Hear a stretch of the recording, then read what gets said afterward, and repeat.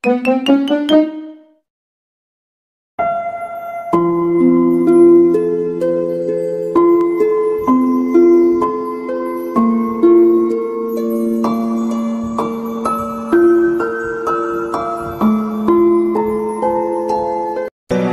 Dajjal? Dajjal ini lahir di Samirah dan dia diberi nama Samiri karena lahir di Samirah. Nah, kenapa disebut Samiri? Karena lahir di Samirah. Dia lahir 100 tahun sebelum Nabi Musa diutus. Dan Allah Subhanahu wa taala memberikan kelebihan kepadanya. Yang pertama, dia diberikan umur panjang. Yang zur umru ila yamsah ila akhir zaman. Ya, dia ditangguhkan ajalnya sampai akhir zaman. Yang kedua, dia memiliki kecerdasan di atas akal jenius rata-rata umat manusia. Jadi sejenius apapun umat manusia yang normal, dia 60 tahun di atasnya. Sehingga penemuan-penemuannya, kecanggihan berpikirnya, kedewasaannya jauh di atas manusia. Rata-rata manusia normal. Yang ketiga, dia memiliki kemampuan sihir yang luar biasa. Apapun sihir yang selama ini kita saksikan, tidak ada yang mampu mengalahkan sihir dia. Sehingga saking luar biasa sihir yang dia miliki, seolah-olah orang mengenalnya selevel dengan Tuhan. Karena apapun yang semestinya menjadi perbuatan Tuhan, Dajjal bisa melakukannya. Nah, ini saking hebatnya sihir Dajjal. Nah, nasab kelahirannya adalah nasab yang aneh para Allah. Dia lahir dari termasuk Bani Israel. Bani Israel ini keturunan Nabi Yakub. Yakub itu gelarnya Israel. Keturunannya disebut Bani Israel. Dari Yehuda. Yehuda ini adalah anak laki-laki dari istri pertama Nabi Yakub alaihissalam. Nabi Yakub istrinya 4. Yang pertama bernama Ya'la. Dari Ya'la ini melahirkan 6 orang. Salah satunya bernama Yehuda dan Lewi. Lewi melahirkan Nabi Musa alaihissalam. Yehuda melahirkan bangsa yang kita kenal Yahudi. Salah satunya Yehuda ini melahirkan generasi yang pada akhirnya melahirkan Samiri. Ya, kalau Rahil istri yang kedua, dan ini istri yang paling dicintai oleh Nabi Yakub, melahirkan 2 anak, Bunyamin dan Nabi Yusuf. Nabi Yusuf dan Bunyamin. Yang lainnya juga sama melahirkan 2 anak. Kahit dari Ya'la melahirkan 2 anak, Dam dan Naftali. Ya, anak tertua dari Nabi Yakub dari istri pertama bernama Raubin. Nah, dari Yehuda inilah lahir Samiri. Nah, ayah dan ibunya, kakek dan nenek Samiri ini adalah para penyembah berhala. Karena Samirah saat itu terkenal penyembah berhala. Ayahnya ini lahir dari proses perzinahan adik dan kakak, incest. Adik dan kakak berzina, lahir ayahnya. Adik dan kakak berzina, lahir ibunya. Jadi ayah dan ibunya ini lahir dari proses yang haram. Dan ketika ibunya menstruasi, disetubuhi sama ayahnya. Jadi itu, peluangnya dari 2000 persetubuhan dalam keadaan menstruasi, 1 bisa jadi. Karena menurut penelitian medis juga, bahwa darah kotor tidak menghalangi terjadinya fertilisasi, tidak menghalangi terjadinya reproduksi manusia. Jadi tetap pembuahan ovum oleh sperma bisa terjadi walaupun ada dalam medium darah kotor, menstruasi. Nah, ketika itulah hamil dan lahirlah Samiri. Rasulullah SAW menyebutkan dalam Musnad Imam Ahmad, ayah dan ibu Dajjal ini melewati perkawinannya selama 30 tahun tanpa melahirkan seorang anak pun. Dan di tahun ke-30 pernikahannya melahirkan Dajjal, melahirkan Samiri. Kelahirannya ini akan menjadi petaka bagi kedua orang tuanya.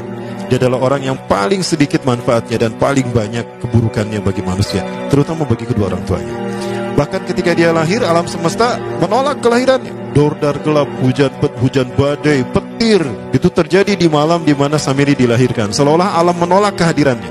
Nah, sejak lahir sampai usia 5 tahun dia tidak netek sama ibunya. Kebayang, 5 tahun air susu ASI tidak ditetekkan. Itu yang menyebabkan terjadinya kanker payudara. Maka ibunya pun meninggal gara-gara kanker payudara itu. Nah, ibunya meninggal gara-gara itu. Terbukti apa yang disabdakan Rasulullah. Kelahirannya menjadi petaka bagi kedua orang tuanya. Begitu pula ayahnya, maka ayahnya menjadi single parent. Nah, kemudian di tahun yang kelima, sejak lahir sampai 5 tahun, kenapa dia menetek pada ibunya? Karena kerjanya tidur melulu. Disebut mati, dia bernafas dan cuma berdetak. Disebut hidup, dia tidak bergerak. Antara hidup dan mati, la yamutu wa la yahya. Nah, maka di usia ke-5 tahun, nah ini terjadi peristiwa yang menarik. Apa itu? Samiri bangun dari tidurnya di tengah malam dan tidak ada orang yang menyadari Samiri bangun. Dia merangkak dan pindah ke berhala yang terbesar. Nah, dia pindah ke pangkuan berhala terbesar, tidur di sana.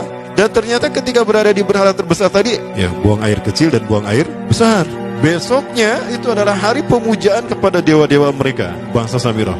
Apa yang terjadi? Ketika terjadi ritual pemujaan tadi, maka sang raja yang dipertuhankan oleh kaumnya mencium sesuatu yang tidak enak. Bapaknya Samiri ini adalah tokoh agama paganisnya. Pas dilihat, kaget sang raja. Ternyata itu pesing berasal dari pantatnya si Samiri yang ada di pangkuan berhala terbesar. Marah murka tuh sang raja. Itu anak kamu, kenapa ada di situ? Kurang ajar kamu, ya telah menghina Tuhan kita. Kenapa kamu pindahkan anak kamu ke situ? Oh tidak Tuhan, saya tidak memindahkannya. Bagaimana saya bisa menghina Tuhan saya? Lalu siapa yang memindahkannya? Kan dia lumpuh. Nah, sekali lagi, kehadirannya menjadi petaka bagi kedua orang tuanya. Akhirnya raja marah dan ayahnya dipenjara. Selama ayahnya tidak bisa membuktikan penghinaan tadi, maka ayahnya dihukum mati. Pada akhirnya ayahnya pun dihukum mati. Ya, sedikit manfaat bagi kedua orang tuanya. Maka kemudian dia hidup pelihara oleh sang raja. Dan pas di usia dia 5 tahun itu, Allah menimpakan murkanya kepada bangsa Samirah yang sudah kelewat batas, maksiat, dan sudah tidak ada toleransi dari Allah untuk mereka hidup di bumi. Maka Allah perintahkan malaikat Jibril menghabisi mereka. Maka bangsa Samirah itu pun diratakan. Si Samiri karena masih balita, ya Allah selamatkan dia lewat malaikat Jibril. Diselamatkan dia dan ditempatkanlah di pulau entah berantah. Ada yang menyebutkan pulau ini berada di Laut Yaman, dan pulau ini dinamakan Pulau Socotra.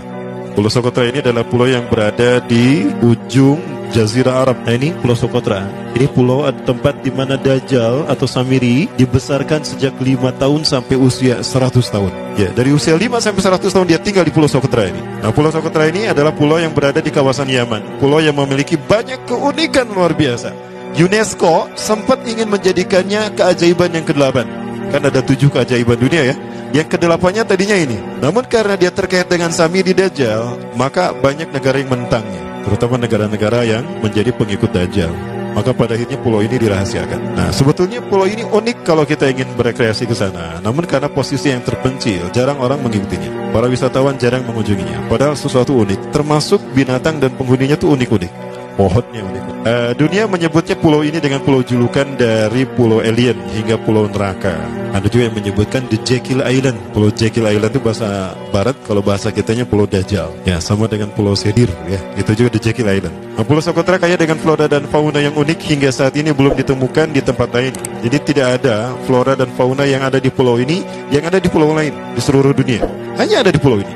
Makanya di pulau inilah Allah ciptakan satu binatang yang unik juga, yang disebut dengan jasasa. Jasasa, binatang jasasa itu artinya mata-mata. Tajassa yatajassu tajassusan wa jasasatan, artinya pemata-mata, spy. Binatang ini bertumbuh besar, tahmatun kabirah tughatti jismaha asy-sya'r hatta la nastati' an nafariqa ayna wajhu wa ayna dubru. Tubuhnya besar, dipenuhi dengan bulu, sehingga saking penuhnya bulu kita tidak bisa membedakan mana dubur, mana wajah. Yang menghadap itulah wajah.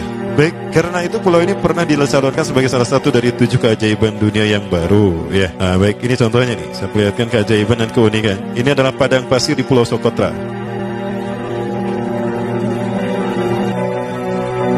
Ini burung, salah satu jenis burung yang bisa kita jumpai di Socotra. Dan ini kepiting unik, kepiting Pulau Socotra. Aneh ya, kepitingnya seperti itu. Ini laba-laba langka di Socotra, mirip tarantula. Dan ini pohon darah naga yang ada di Pulau Socotra juga. Nah, ini salah satu jenis pohon Dorstenia Socotra. Dan ini juga pohon yang lain, pohon Dendrocysaios Socotra. Saya sebutkan lagi ya. Nah, ketika di pulau itu, sebelum bertemu dengan Nabi Musa, Samiri di pulau itu yang hanya tinggal dengan seekor binatang jasasa. Binatang jasasa ini memberikan beberapa hal kepada si Samiri ya. Allah Azza wa Jalla menciptakan binatang berbicara yang bernama jasasa. Dia di mana lahirnya, ajalnya, matinya sama dengan ajal Dajjal. Begitu pula muncul dan menghilangnya. Binatang inilah yang mengajarkan akidah tauhid kepada Samiri muda. Pelajaran ini kononnya ditulis oleh Jibril alaihissalam dalam bentuk panel-panel atau prasasti. Isi prasastinya panel 1 yang ditulis oleh malaikat Jibril. Panel 1 itu berisi kalimat la ilaha illallah, tidak ada Tuhan selain Allah. Ini dijelaskan oleh binatang jasasa. Yang kedua, panel kedua berkata Allahu wahid la syarikalah. Allah Maha Esa, tidak ada sekutu bagi Allah. Itu dijelaskan juga oleh binatang jasasa ini. Nah, binatang jasasa ini sekali lagi dia bertubuh besar. Kategorinya adalah kelasnya itu mamalia, genusnya mamalia. Cuma saya tidak tahu nama spesiesnya apa. Pada tahun 2017, akhir dari bulan Agustus di Filipina ditemukan binatang seperti ini. Ciri-ciri binatang ini nyaris sempurna seperti ciri-ciri binatang jasasa yang disebutkan Rasulullah terkait dengan binatang yang memata-matai Dajjal. Tubuhnya penuh dengan bulu. Ini disebutkan dalam surat An-Naml ayat ke-82. Ya, binatang ini seperti ini, dan dia tidak pernah jauh dari laut karena dia selalu ingin membasahi tubuhnya, dan dia pun makan dari makanan ikan laut. Maka dia tidak pernah jauh dari pantai. Seperti ini. Nah, binatang inilah yang mengajarkan prasasti mengajarkan akidah tauhid kepada Samiri muda. Yang ketiga, engkau diurus oleh Jibril, karena itu janganlah engkau mengkhianati janjimu dengan Allah. Hanya engkau saja di pulau ini. Panel yang kelima, makanlah dan nikmatilah makanan minuman yang menjadi rizki dari Allah sesuai kehendakmu. Tidurlah sesukamu, tapi sembahlah Allah dalam berbagai keadaanmu dengan tasbih keesaan Allah kepadanya, yaitu dengan melaksanakan sholat yang diwajibkan kepadamu. Allah lah sang raja, Allah yang Maha Esa. Dia tidak berayah dan tidak pula mempunyai anak. Allah Tuhan Tuhan yang maha besar dan maha agung. Dialah yang maha raja. Ada 7 panel. Panel yang ke-7 bercerita tentang Nabi Muhammad. Panel yang ke-6 itu bercerita tentang nabi-nabi, dan khusus panel yang ke-7 cerita tentang Nabi Muhammad. Jadi Dajjal sudah tahu, Samiri sudah tahu bahwa akan diutus Nabi Muhammad di akhir zaman, dan itu nabi yang terbaik. Makanya dia iri. Nah, selesai panel ini disampaikan, maka binatang sejasa berkata, wahai Samiri, saksikanlah aku telah menunaikan, innani qad fa'altu ma umirtu min rabbi. Demi Allah, saksikan aku sudah menunaikan apa yang diperintahkan padaku, kata binatang jasasa. Maka sekarang adalah perintah terakhir, yaitu pertanyaan dariku untukmu. Hal tu'minu billah, apakah kau beriman pada Allah? Wa bima unzila ilaih, dan dari apa yang diturunkan kepada nabi-nabinya, kepada Jibril maksudnya. Famadal jawab ya Samiri, apa jawabanmu hai Samiri? Samiri tidak menjawabnya. Lama ditunggu-tunggu, Samiri tidak menjawabnya, sehingga binatang ini pun pergi dengan menjerit, dengan jeritan yang membuat Samiri ini pekak telinganya. 2 kali lagi datang lagi kembali kepada Samiri dan berkata binatang jasasa, ya Samiri, famadal jawab? Hal tu'minu billah, in tu'minu billah fatakunu mu'minan ajaba imanika ila yaumil qiyamah. Jika kau beriman kepada Allah, maka sungguh kau akan menjadi mukmin yang menakjubkan imannya. Inna ajalaka ukhirat ila akhir zaman. Sesungguhnya ajalmu ditangguhkan sampai akhir zaman. Jika kau beriman pada Allah, engkau akan menjadi mukmin yang menakjubkan. Fa in lam tu'min billah, tapi jika engkau tidak beriman kepada Allah, wa bima unzila ilaih, dan apapun yang diturunkan pada Jibril, innaka minal mal'unina ila yaumil qiyamah, dan kau terkutuk sampai hari kiamat nanti. Tidak juga dijawab. Pergi lagi binatang jasasah tadi sambil memekikan suara yang pekikan yang keras. Yang ketiga kali yang terakhir dia bertanya kembali. Dan apa jawaban Samiri? Hei jasasah binatang buruk rupa, lihat di pulau ini tidak ada siapapun kecuali engkau dan aku. Dan yakinilah kalau panel ini bukan tentang Allah yang di langit sana, tapi yang disebut Allah itu saya. Hei jasasah, akulah Allah itu. Oh, dia menjerit dengan jeritan yang makin keras, sampai si Samiri pun menutup kedua telinganya. Sejak saat itulah binatang itu pergi dan berkata, innaka dajjal, innaka dajjal, innaka dajjal. Engkau adalah pendusta, engkau adalah pendusta, pendusta sampai hilang suaranya. Di saat itulah Samiri mendapatkan gelar Dajjal. Jadi siapa nama asli Dajjal? Samiri. Dajjal artinya Al-Kazab, pendusta, bukan singkatan kali. Baik, nah sejak saat itulah Samiri keluar dari pulau itu, dan dia sudah menyandang gelar Dajjal, pendusta, karena dia mengaku Tuhan. Baik, jangan salah, Dajjal kecerdasan yang mampu melakukan cloning dan mampu melakukan berbagai macam riset dan eksperimen. Hatta eksperimen yang mengilhami film Hook itu Dajjal bisa melakukan. Bahkan ketika orang membayangkan kendaraan tercanggih itu pesawat terbang, Dajjal sudah mampu membuat piring terbang dengan kecerdasannya. Ya. Rasulullah menyebutkan kendaraan Dajjal itu dia bisa terbang, kata Rasulullah. Dan kecepatan terbangnya 5 km per sekon. 1 detik 5 km. Hanya dengan berkedip-kedip dia berkeliling dunia. Ya.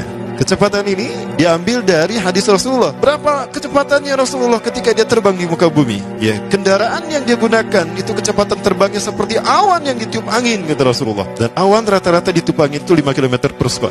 Dan jarak dari satu telinga ke telinganya, artinya setengah diameter atau diameter kepalanya, keledai yang dia gunakan, Rasul menyebutnya keledai, itu arba'una zira, 40 hasta, 27 meter. Diameternya itu 27 meter. Keledai macam apa yang jarak dari satu telinga ke telinganya 27 meter? Kalau bukan piring terbang. Ini bisa 24 meter kan? 27 meter, bisa tidak? Bisa. Dan kecepatannya pun sama. Dan pernah meninggalkan jejak Cop Circle di Yogyakarta. Nah, Cop Circle itu adalah jejak UFO yang menjadi isyarat instruksi bagi para pelaku konspirasi dunia. Siapa? Para kalangan Illuminati.